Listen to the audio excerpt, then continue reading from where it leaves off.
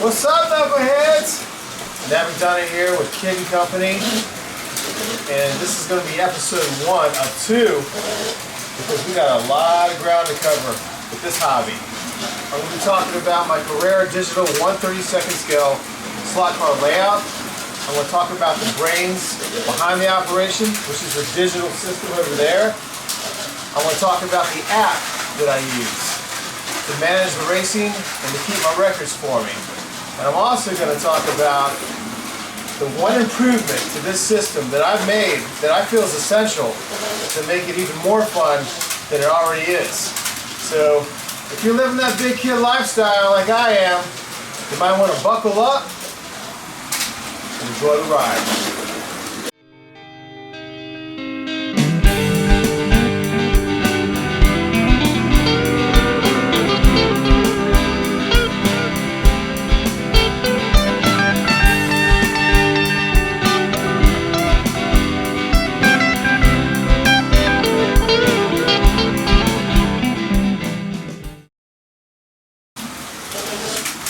So what's the difference between a digital slot car and an analog car? An analog car, like many of us grew up with, I might be giving my age away a little bit here, is simply one car, one lane. You mash the controller and give it gas, it rolls. You let off, it slows down. But these guys here are a whole different animal. They've got chips in them. Digital chips that act like a brain. These cars can change lanes. You can set the fuel if you want that option. You can set the max speed. You can set the brakes. You can make them a pace car.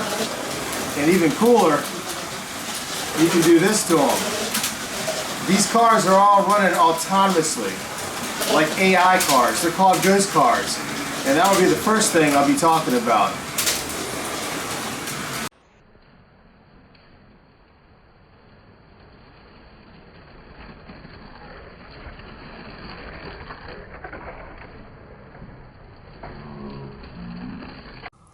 So when it comes to ghost cars, what I prefer to do, you can take any car in your collection and turn it in or program it into a ghost car. I like to take groups of 4 and I vary the speeds on them. So I'll take one and I'll make it real slow, because a slow car gets in front of you, it's very annoying. It annoys the crap out of you. And you can't wait to get past it, which forces you to change lanes. So in this case, this is a slow one here. Then I'll take the next car and I'll make it a little bit quicker. Then I'll take the next car and make it a little bit quicker.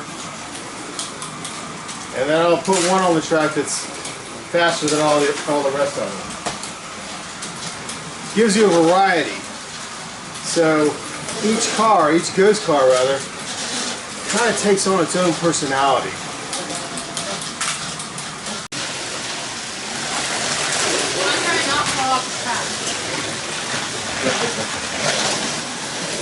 Yeah, that's right, you suck. So, having explained to you what a ghost car is and how you can vary the speeds, the other cool thing is you're not just limited to 4. A total of 8 cars, whether they're human racers or AI, can be on this track at one time.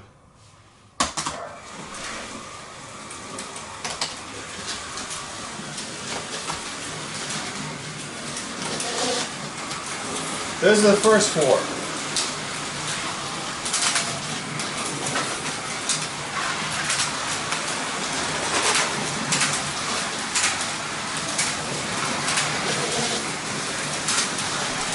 So I got 8 ghost cars on this track at one time. So you can have one human driver and 7 of these guys going up against you, or 2 human drivers and 6 of these cars going up against you. And as you can see, it's chaos.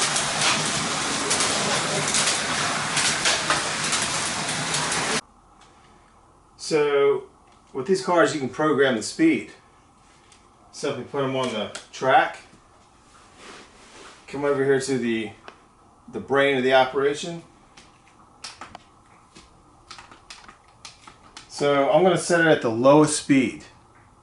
Right there. It's like half speed, and hit enter. I'm going to hit this trigger. And here's the car at this speed. Maxed out. Maxed out. This is as fast as this car will go at that speed. So if you've got junior drivers, you know, children that come over, or people that just don't know what they're doing, you can dumb down the speed. Now, you can ratchet it up gradually. I'm just going to take it to 3.5 instead of 5. Hit enter. And now watch the car.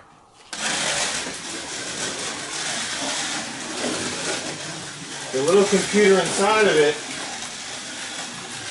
is reading the new speed setting. And that's all there is to setting the speed on any of these cars, including the ghost cars.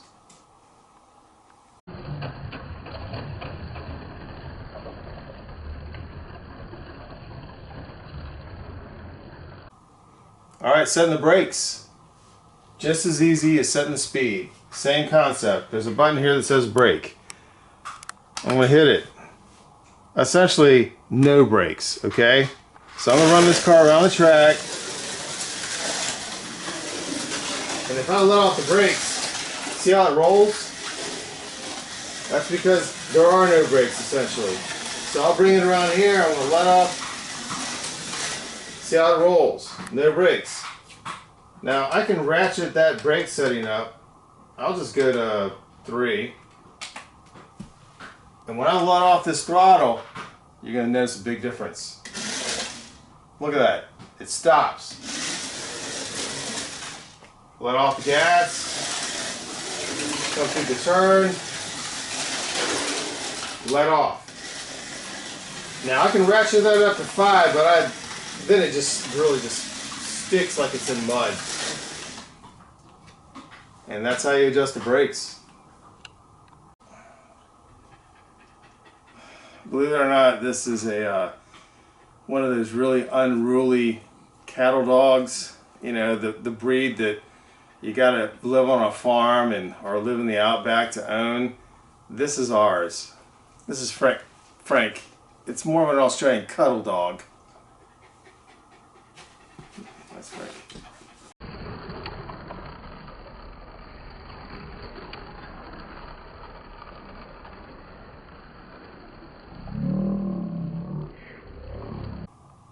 So a couple other things you can do with a digital car. You can turn the headlights on and off. Turn them back on. And if I set fuel, I don't usually use the fuel setting, but if I did, the cars will gradually run out of fuel, and when they get low, if the headlights are on, they'll start blinking. If the car doesn't have headlights, it'll just get sluggish and slow down, which means you have to turn into pit lane to refuel. And to do that, you simply land. You can land there. Anywhere within this fuel box that you land, the car will start refueling itself. And if the lights are blinking when it's refueled, they'll turn solid. If you don't have headlights, the digital software, which I will talk about later, will indicate for you that you're now full of fuel.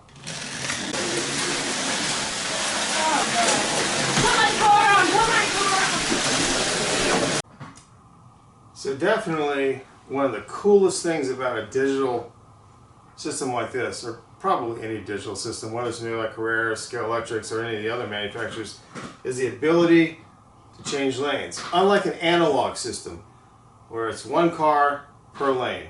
So right here you have what's called a double lane change. Allows you to go from inside to outside, outside to inside, just by holding this trigger in. See that? It swapped lanes.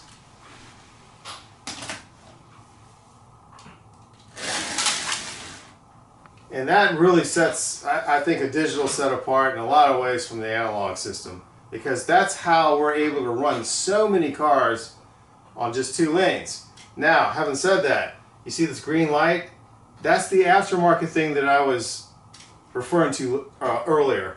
The one alteration or upgrade, in my opinion, that I've made to this track is there's a chipset with a wire harness that you can take this double lane change, or any lane change really, and integrate it into this so that when you've got 2 cars, whether they're ghost cars or human driven, when they approach this lane swap, they're not going to slam into each other. Without this aftermarket chip, what happens, both cars will try to make a lane change at one time and they'll collide and come off, which is, for anybody that owns this particular Carrera system, they know how annoying that is, especially with ghost cars. You can imagine having 6 ghost cars and all they do every other lap is they collide with one another because they're both swapping lanes at the one time.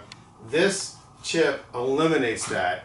And you can get this chip at the same place I got almost all this stuff. There's 2 go-to shops that I've used for all this, and that's LEB Hobbies and Carrera Slots. So if you Google either one of them, you can find the chips and anything else you see here. So the app that I use to manage this racing system, it's an app called SmartRace. And believe it or not, it's free. But you can subscribe and get a lot of cool add-ons. And I think just this morning, I told myself, you know what, I'm going to go ahead and subscribe to it. It's only like 28 bucks a year. Totally worth it, by the way. As you can see from the iPad, it's mirroring to the screen. So all racers at all times can see their status, their run times, their best lap, and you know, you can track an entire season on the software. But in addition to that, it's actually got a lot of cool stuff on it. Like the track, for example. I call this Middle Earth Raceway. Length 3,658 centimeters, about 120 feet. If I hit that, it'll give you the details of the track or whatever. But drivers, everyone that's ever come over here, and you can take their picture. Some didn't want their pictures taken for obvious reasons. There's myself. I call myself the Iceman. It's pretty cool. I look at this and the memories are cool. But anyway, this is how you would assign drivers to vehicles. Danny, for example. And there she is with my my late pug, Thor, giving him a little hug. It'll track her records. And then I can also come in here.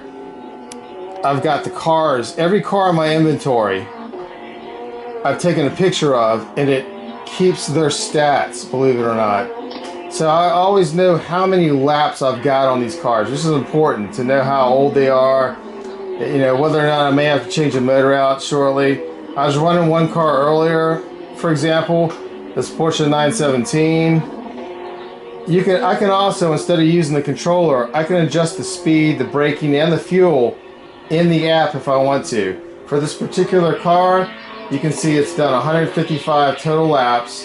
Hasn't been raced in an official race yet, so no wins or losses in qualifying. And of course, you got history. These are different races, and I can bring up the history of that particular race. So this one was done January 9th of 2024. And I guess looks like Birdie or Lee was racing against my Mad Max car, and it kept a record of it. Times, best lap, how many laps or whatever. So for race events, the sky's the limit. You can do an entire season if you want to. You hear that?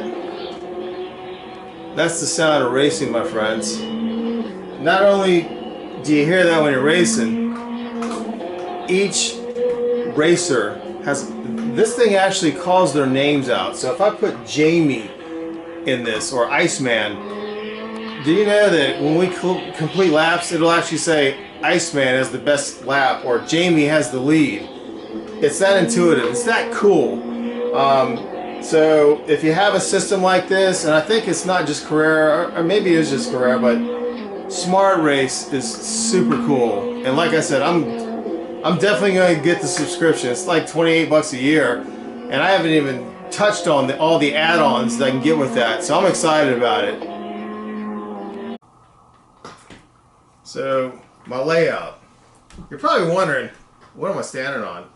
Well, I created this little bridge so that walking from the rest of the house into the honeycomb hideout, which is what I refer to this room as, and into the studio, people don't have to sit here and constantly worry about stepping on the track. So I built this. It's hinged, so it actually just folds over, and I can get it out of the way if I need to. And like an 8-year-old, naturally I had to put LEDs on it. And they don't just shine here.